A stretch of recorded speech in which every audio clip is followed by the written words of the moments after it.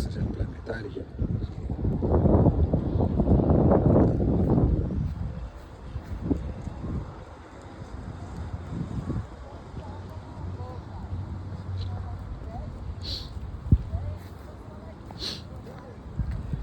Y ahí todo.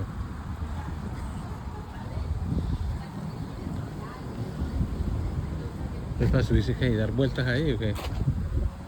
Claro, vea, mete ahí las manos. Y yo creo que eso gira.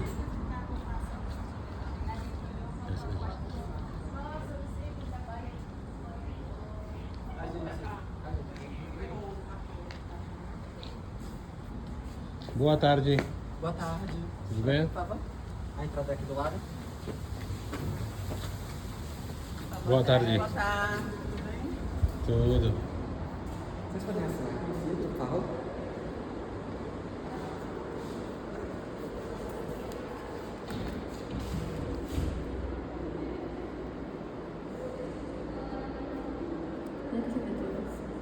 Claro. Então, 18 iniciados.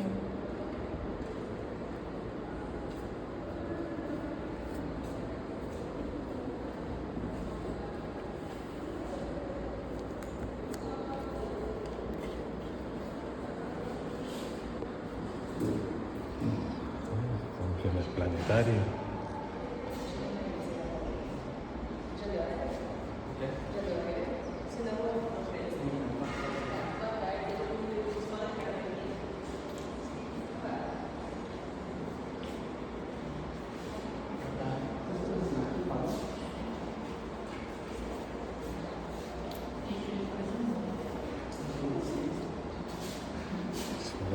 Transformación de energía, atraer el choque mecánico, alteración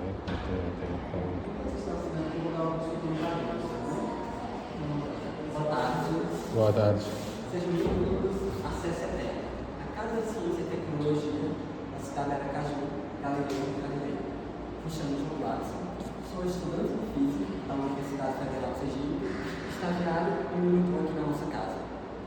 Aqui nós teremos um pequeno tour guiado por diversas aulas, como de Biologia, Física, Matemática, Astronomia. E às 13h30 nós teremos uma sessão planetária para vocês poderem viajar as estrelas. Então, para nós podermos fazer este passeio da melhor forma para todos, eu vou trazer algumas regras aqui para vocês, tá bem? São regras aqui da casa. A primeira é que a gente não pode estar andando dentro do salão desacompanhado de um monitor. O nosso tour é completamente guiado. E a outra é que a gente não permite que toquem nos experimentos sem nossa permissão. Essa é uma regra tanto para evitar problemas no equipamento, tanto para evitar acidentes, como já ocorreram alguns. Tem algumas máquinas que podem acabar machucando. A gente, por exemplo, o disco de nível, que infelizmente está quebrado por mau uso de pessoas que só chegaram e mexendo nele. A da gente, além de estar tentando correr atrás de recuperar o equipamento, a gente não consegue nem mostrar esse experimento para vocês. Aí por isso a gente não tem essas regras, tudo bem? E a última regra a ser mencionada, nós não permitimos o consumo de água nem alimento dentro do salão. A gente tem uma Coca-Cola mineral aqui do lado, se está com um garrafinho, é só sair no corredor, beber e voltar, mas dentro do salão a gente não permite para justamente não complicar com os equipamentos. Alguma dúvida? Não, obrigado. Pronto. Então, tem um monitor que já está comigo, pode estar aqui na sala de mecânica. A galera ficou questionada, eu vou deixar a escolha de vocês, se querem visitar o grupo do monitor, saber quando está finalizando o salão. Se gostaram de agora dos minutinhos que já está do horário para finalizar, tem que começar um salão do zero. Sério? Então, se quiserem aproveitar esses minutos, para usar o banheiro, beber água, está bastante gente lá fora, né? Então, a monitora já está terminando o salão dela, então ela vai entrar no salão e vai poder acompanhar tudo certinho. Ok. Certo?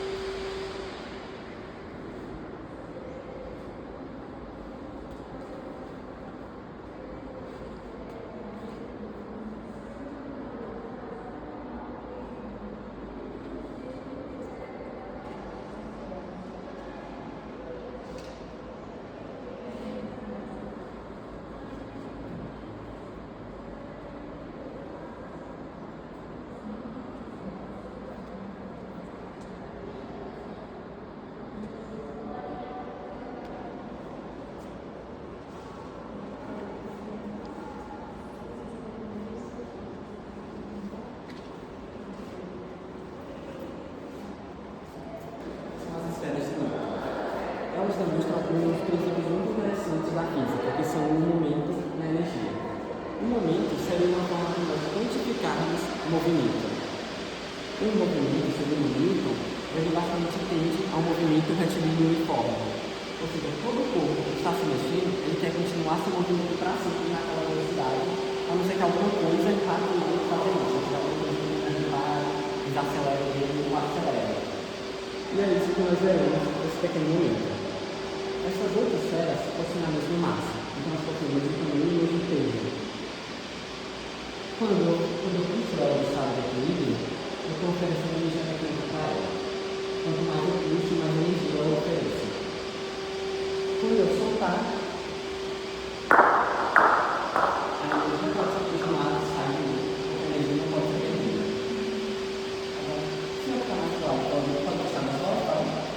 Duas. Pode soltar? Estou oferecendo um momento para nós realizar o movimento de duas bolas e do outro lado, as duas bolas, somente com o momento eles se cancelam. 3.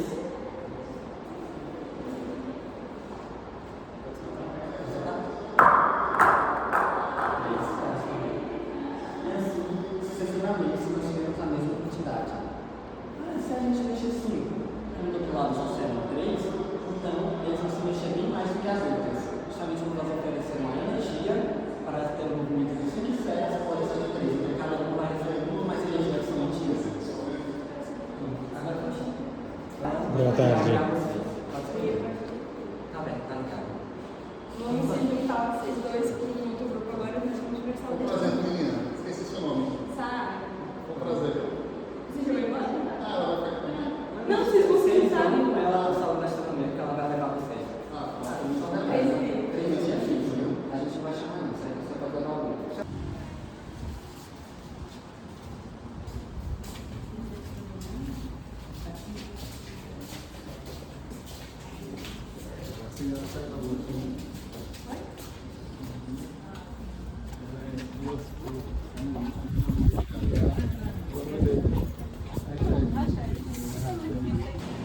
Sejam bem-vindos à nossa sala de astronomia. Graças a Deus, e acho. Fale disso comigo, por favor.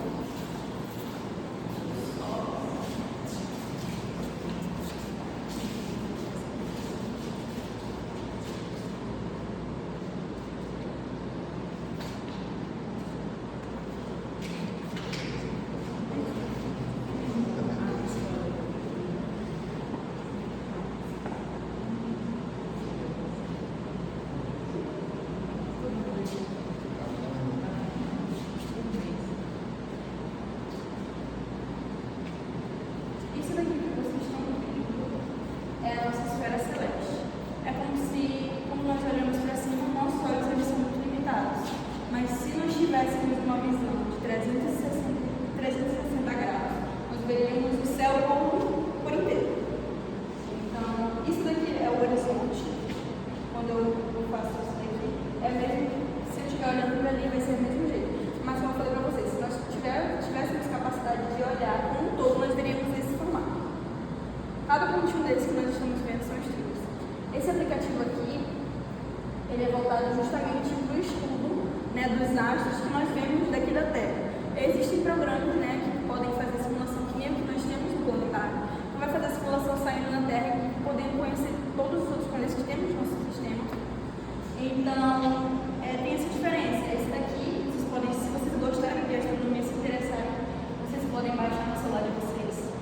Ele funciona em tempo real, então, quando eu pegar o meu celular, ele também pode baixar no celular e depois quando eu pegar o meu celular e apontar ele para o céu, eu vou poder conseguir ver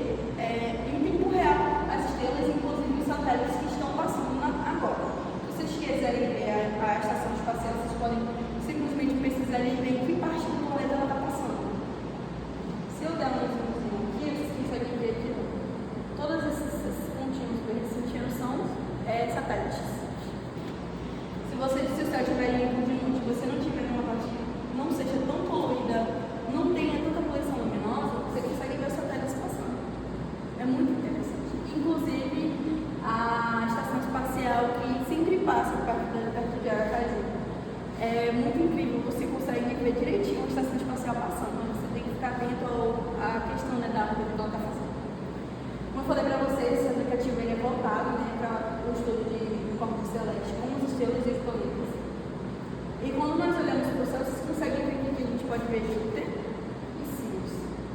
Júpiter, como todos nós sabemos, é um planeta que faz parte do nosso sistema solar, mas Sirius é uma estrela. E Sirius está particularmente bem distante de nós, alguns anos-luz. Mas Sirius é a estrela mais brilhante do céu noturno. Quando vocês olharem no céu à noite e verem uma estrela muito brilhante, vocês conseguem fazer, né, essa questão de saber né, se é uma estrela ou não. Júpiter, ele está bastante visível nessa época do ano. Na verdade, ele fica bem visível ao longo do ano, justamente por ser o maior planeta. E ele recebe bastante iluminação do Sol. Mas ele compete em relação a quem é o ponto mais brilhante do céu, justamente com os Sirius. Mas para a gente fazer essa diferença entre saber o que é um planeta, porque planetas são invisíveis a olho nu, o que é um planeta e o que é uma estrela, nós podemos fazer essa diferença sabendo nessa questão de planeta e estrela. O planeta ele não emite luz própria, ele não brilha sozinho. Ele está brilhante ali no Sol, a gente consegue ver ele brilhante por conta da luz que ele recebe do Sol. Mas as estrelas não, as estrelas elas emitem luz própria. Elas estão ali fundindo, né, no seu núcleo a todo momento. Então essa questão, né, dessa fusão nuclear vai fazer com que elas oscilem, elas vão ficar piscando a todo momento. Então, quando você vê dois brilhos e você quiser diferenciar se é uma estrela ou não, só você observar atentamente se ela está pulsando. Se ela estiver pulsando, pode ter certeza que é uma estrela. Como eu falei para vocês, Sirius vai ser a estrela mais brilhante do céu noturno. Com várias outras. Nós vamos ter aqui também uma estrela que é bastante brilhante, mas essa daqui já é brilhante, é uma estrela vermelha brilhante. Então ela vai competir, assim como o Sirius compete com Júpiter em questão de brilho, a Betelgeuse vai competir com Marte, porque ela é vermelha. E Marte ela fica um ponto bem vermelhinho no céu, e Betelgeuse também. Então elas vão ali ter essa competição entre brilho. Nessa parte aqui desse aplicativo, nós conseguimos ver também as constelações que estão no nosso hemisfério. Então, nessa constelação aqui, nós vamos ter a cultura grega. Então, ela vai fazer analogia a Deus, vai fazer analogia a caçadores, a deusas. Então, alguém já ouviu falar sobre as Três Marias? Sim. Só um minutinho. Boa tarde, gente. Sejam bem-vindos à sala de astronomia. Meu nome é Sarara e eu estou fazendo um grupo aqui para vocês. Sejam bem-vindos ao grupo. Como eu estava falando para eles, nós estamos falando sobre constelações e essa constelação em si ela é baseada na cultura grega. Então ela vai fazer analogia ali a deuses, a deusas, a caçadores, a figuras que foram importantes para eles culturalmente. Então eles vão ali dar nomes, porque o ser humano, ele, desde os primórdios, eles tendem a dar nomes às coisas. Então, eles vão fazer justamente essa questão de dar nomes às constelações, né? Justamente para se situar na época do ano. Essa constelação aqui é uma das mais famosas. Alguém já falou das Três Marias? Vou dar para vocês. Tem pessoas que conhecem as Três Marias como o cinturão de Órion, constelação do cinturão de Órion. Órion é essa constelação toda, e ele era um grande caçador. Então as Três Marias, elas estão ali localizadas na cintura dele. Aqui nós temos as três, e elas ficam situadas na cintura dele.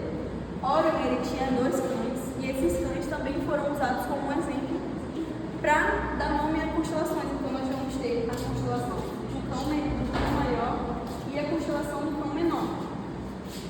Como eu falei para vocês sobre a Sirius, Sirius ela vai fazer parte da constelação do cão maior. Vocês podem ver aqui. E o cão menor, que é esse daqui. Pronto. Quando vocês forem no planetário, à medida que vocês vão se afastar, vão sair do sistema solar, vocês vão ver cada uma dessas estrelas, onde elas estão situadas. Quando nós olhamos assim para o céu noturno, sem essa questão das constelações e das árvores, nós vemos só os pontinhos. Tem aquela sensação de que elas estão próximas, né? Só que todas essas estrelas estão a anos de distância da gente.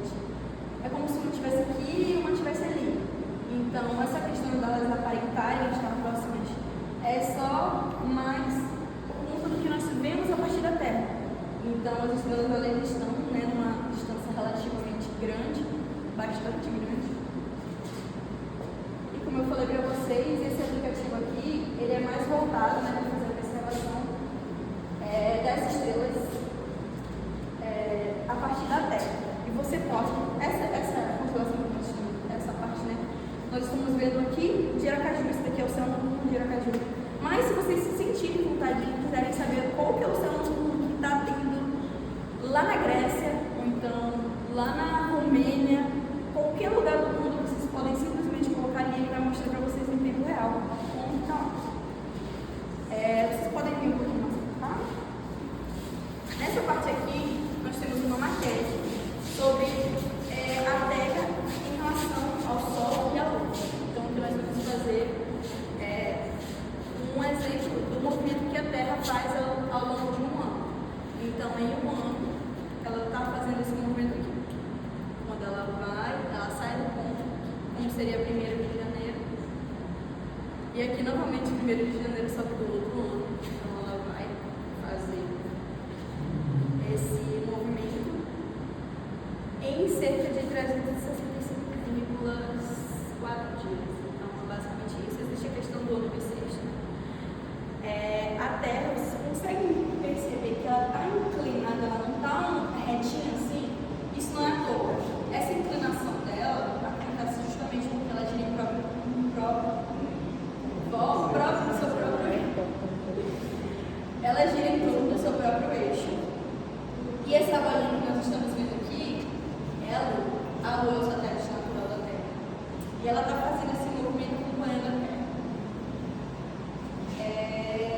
Para completar a questão do movimento. Quando nós falamos da Lua, nós vamos nos questionando, né, de como a Lua surgiu. Só um minutinho, mas alguém sabe me dizer como que a Lua existe? Por que ela existe? Qual foi a origem dela? A teoria que diz é que teve um planeta que se ficou raspando na Terra, na Terra, se não me engano, né? Exatamente. Tinha um planeta. Não era como se fosse um planeta, mas não se chama ele de planeta. Tinha um planeta que se chamava Theia. E ele tinha mais ou menos ali o tamanho de Marte. Esse planeta ele se chocou com a Terra frontalmente. Esse choque fez com que detritos do manto terrestre fossem lançados na sua órbita. Então, esses detritos do manto foram lançados depois desse choque. E eles ficaram ali orbitando. Mas por conta da gravidade, eles começaram a se juntar. E aí, esses detritos eles deram origem à Lua. Então, ela existe justamente por conta desse impacto que aconteceu. A Lua, ela é extremamente importante para a Terra, justamente por conta, né, dessa questão das marés. Alguém sabe qual que é a interferência que ela faz nas marés? Quando nós temos esse movimento aqui, exatamente isso daqui, a Terra ela vai estar mais próxima do Sol, porque o mundo tem Sol. A Terra vai estar mais próxima do Sol. E vai ter essa questão, né, do novo, vai ter um eclipse aqui, na maioria das vezes. Não, e na maioria das vezes sim. Também vai ter a questão da lua de sangue. Mas a questão que nós estamos tentando falar é sobre a questão das marés. Nós vamos ter 2 tipos de marés ao longo do globo celeste, do globo terrestre. Nessa parte aqui e nessa parte aqui vai estar tendo uma briga, né, entre a atração gravitacional do Sol e a atração da Terra. Vai ter umas forças diferenciais, né, disputando, e a água vai sofrer essa perturbação. Então vai ter a questão das marés, elas vão estar agitadas. Mas nessa parte aqui vão ter as marés baixas. Então, ao longo do movimento que ela vai estar fazendo, vai ter essa questão de marés baixas e marés altas. Nós podemos vir cá para essa mesa, por favor?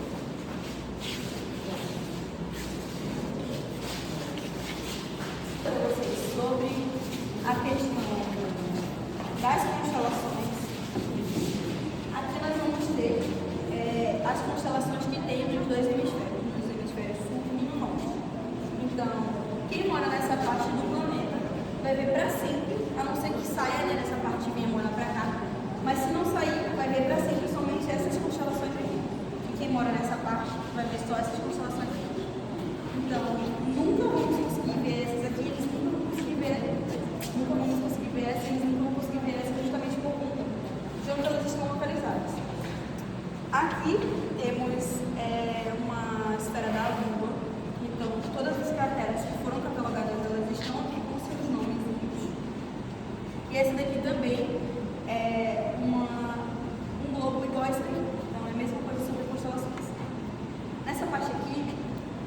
alguns instrumentos que são usados, né, na astronomia por astrônomos e astrofísicos para estudar o movimento aparente das estrelas e também para saber a localidade, para saber o céu noturno.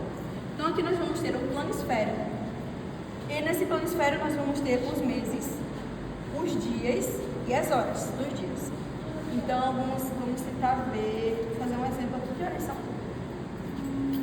3 e 5 da tarde. 3 e 5 no dia. 18 do mês. Eu coloco o mês, eu coloco a hora, o dia certinho. E aqui eu vou ter exatamente o céu noturno que nós vamos estar vendo à noite lá fora. Como eu falo para vocês, isso daqui é um objeto de extrema importância para estudar a astronomia e para estudar a posição das estrelas. Vocês percebem que à medida que eu giro ele, as constelações elas vão mudar. Mas não porque a gente vai ver constelações diferentes, elas são as mesmas. Como eu falei para vocês, a gente vai estar vendo essas constelações aqui, ela vai estar dando uma volta somente nessas aqui. Elas não vão mudar, justamente porque tem essa questão dos hemisférios. Esses aqui também funcionam exatamente para o mesmo intuito do que esse daqui, só que eles são de forma diferente. Mas tem a questão dos meses, tem os anos, os meses, os dias e as horas aqui. Isso daqui também funciona como esses daqui. Nós vamos ter aqui, como eu falei para vocês, a Terra está inclinada. Vocês percebem que todos esses globos eles estão inclinados? Isso não é à toa. Essa inclinação, ela realmente acontece. Ela está inclinada aí em torno de 23,5 graus. E ela tem essa inclinação, né, justamente por conta da atração gravitacional e pelo movimento que ela faz ao redor do Sol. Aqui nós vamos ter, como eu falei para vocês, a questão dos meses. E também tem a questão, né, da astrologia. Tem muita gente que confunde a astronomia com a astrologia, acho que nós estudamos os signos. Mas as pessoas fazem essa analogia justamente porque existe uma parte da astronomia que a gente estuda o zodíaco, mas não o zodíaco dos signos. O zodíaco vai ser a questão da posição do planeta nos meses. Então, vai funcionar como se fossem os meses. Então, a gente vai dar o nome de zodíaco, mas não por questões de signos, mas por questões de posição mesmo. Nessas pedrinhas aqui, nós temos meteoritos que caíram ao redor da Terra. Então, a gente tem 3 tipos de meteoritos aqui, que são os rochosos e os metálicos. Alguns são mistos com uma mistura de metais e rocha. E também vamos ter aqui um pedacinho de Marte. Esse minúsculo pedacinho aqui é de Marte. E também um pedacinho da Lua. Esse pedacinho aqui é da Lua. Essa questão desse pedacinho de Marte, ele surgiu justamente porque encontraram um objeto, né, que tinha uma composição química diferente da nossa, da Terra. Então eles estudaram e a partir de materiais que foram, né, estudados em Marte, foi constatado que esse objeto, esse material aqui realmente era de Marte. Então, provavelmente, há milhões de anos atrás aconteceu alguma coisa que fez com que lançasse algum pedaço de Marte e ele caísse na Terra. Então, foi por conta disso, né, que nós temos esse pedacinho. Tem uma questão interessante, quando eles fizeram a missão Apollo, o traje dos astronautas é completamente fechado, então você não sente o que tem fora do seu traje. Quando eles fizeram a missão, eles retornaram à Terra, eles perceberam que no corpo, na parte do traje deles, estava cheio de pozinho, alguma coisa assim, como se fosse poeira. E aí, a partir dessa poeira, eles conseguiram realmente sentir o cheiro que tinha. Então, a partir do cheiro que eles sentiram, fizeram uma simulação do cheiro que a Lua tinha. Então, esse pozinho aqui, ele simula exatamente o cheiro que os astronautas sentiram quando eles voltaram na missão da Lua. Se vocês quiserem sentir. Esse pozinho aqui vai simular exatamente o cheiro que se sente na Lua.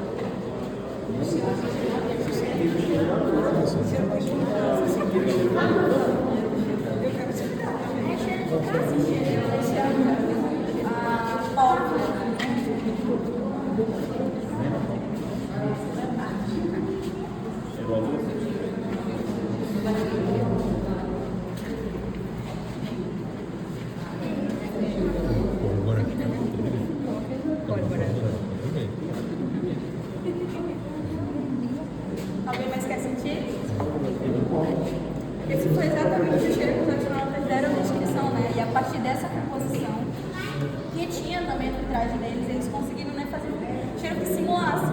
Então, se eles não tivessem com os trajes lá, eles provavelmente estariam sentindo esse cheiro. Mas, como, né, fora da atmosfera do nosso planeta, nós não conseguiríamos sentir e respirar, porque seríamos congelados instantaneamente. Só é possível sentir esse cheiro, né, quando se volta para a Terra. Aqui tem um quadro, né, sobre uma missão que teve e a bandeira que foi deixada na Lua. E esse daqui são algumas medalhas das missões Apollo. Nós podemos vir aqui para essa medalha. Aqui nós temos algumas maquetes de ônibus espaciais e alguns foguetes que foram realmente aí lançados e aí fizeram uma maquete. Como eu falei para vocês, essa questão do traje dos astronautas, ele é totalmente fechado. E um traje de astronauta, ele não é feito de uma vez. Cada pedacinho, até essa parte de cada dedo, ela é feita por diferentes empresas. Então, cada pedacinho do traje dele, uma peça para compor o traje é feita por 88 empresas diferentes. Então, um traje desse daqui mais ou menos vai custar aí em torno de 10,6 milhões de dólares. Para fazer só um. Então, esses trajes, eles precisam ser, né, extremamente bem executados, feitos com cálculos perfeitos para não acontecer nenhum problema. Por exemplo, se foi feito algum cálculo errado de qualquer parte que compõe o traje, pode ali ocasionar a morte do astronauta, pode ocasionar a falta de oxigênio. Então, cada parte ela tem que ser bem pensada e bem estruturada para poder fazer a composição do traje. No traje, nós temos aqui a parte do tórax. Dentro do corpo, dessa parte que compõe o corpo inteiro, existe em torno de 100 metros de mangueira de água. Então, essa mangueira, ela vai passar por todinho o corpo dele com água. A água vai ser justamente para regular a temperatura dele fora da Terra. Então, vai ter a mangueira passando em todos os dedos aqui ao redor do corpo inteiro para justamente colocar a temperatura perfeita, né, certinha, para eles conseguirem ficar fora da atmosfera da Terra. Dentro dessa bolsa aqui vão ficar localizados os cilindros de oxigênio. Então, os cilindros de oxigênio que vão dar para eles aí em torno de mais ou menos 7 horas para eles ficarem fora. Então, eles estão em 7 horas para ficar fora.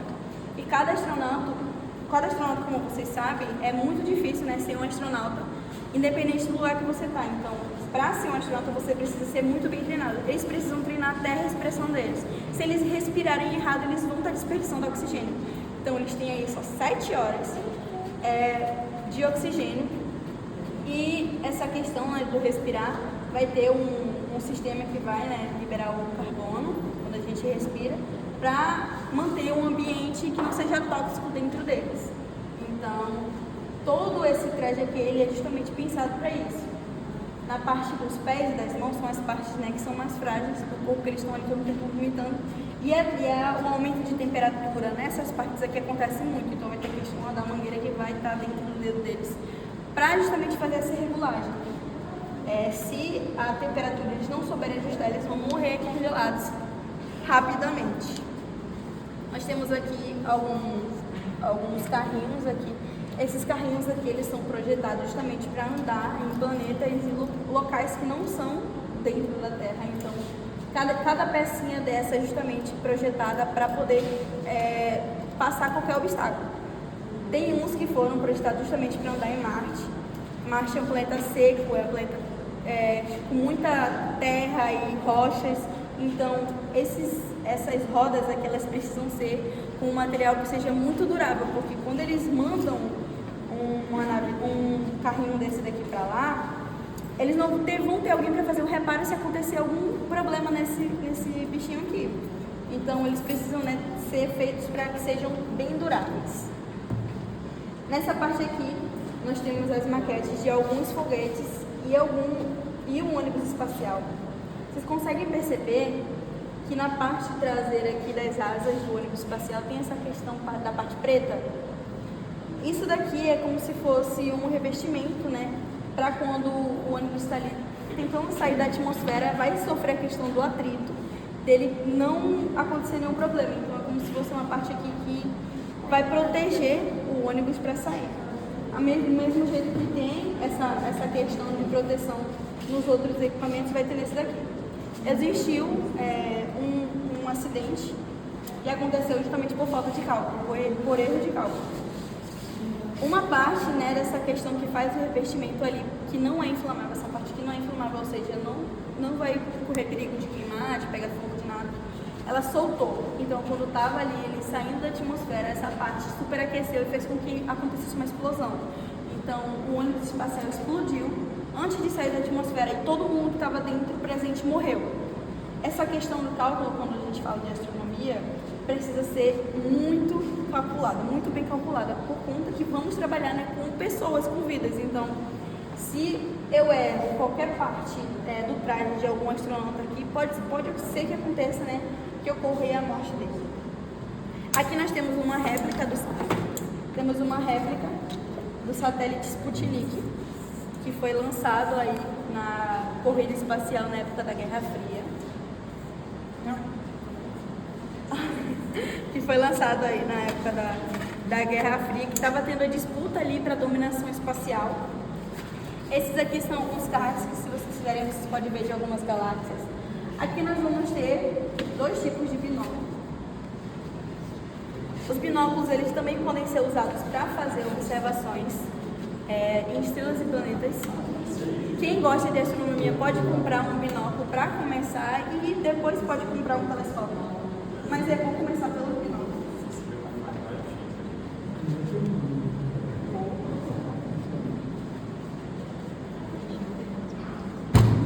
Tem esse maiorzinho e também tem esse menorzinho aqui.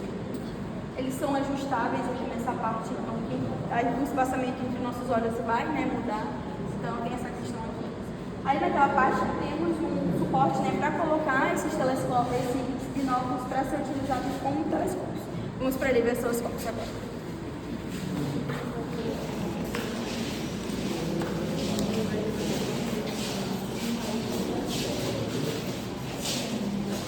Aqui na CCTEC nós fazemos observações com os telescópios quando tem algum evento astronômico.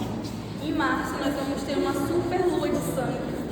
Como lembra quando eu falei para vocês ali, quando a Terra ela fica, a lua fica aqui, a Terra fica aqui, o Sol fica aqui, os raios, os fótons de luz, eles vão entrar na atmosfera e vão sair, vão iluminar a Lua. Só que como acontece, né, uma rotação ali, a Lua vai ser iluminada de forma diferente, então ela vai ficar vermelha.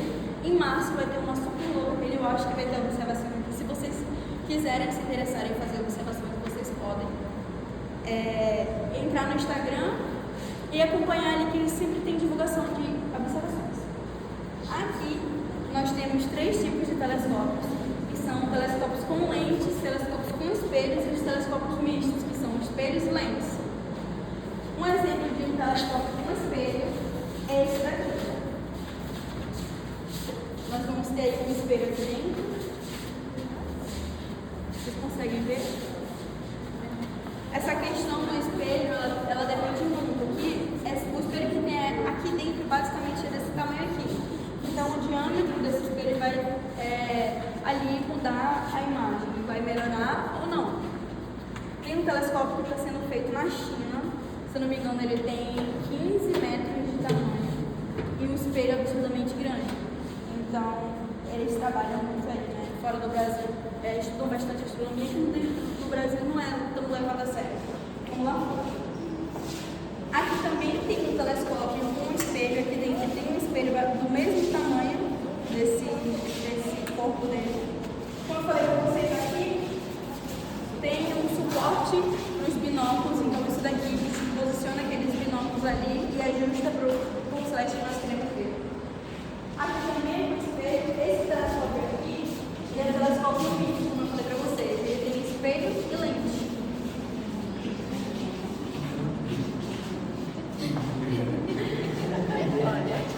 Ele vai ter um espelho e uma lente aqui.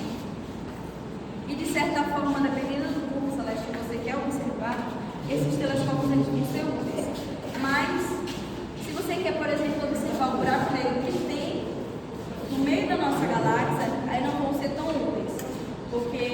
fótons de luz eles são sugados pelo buraco negro.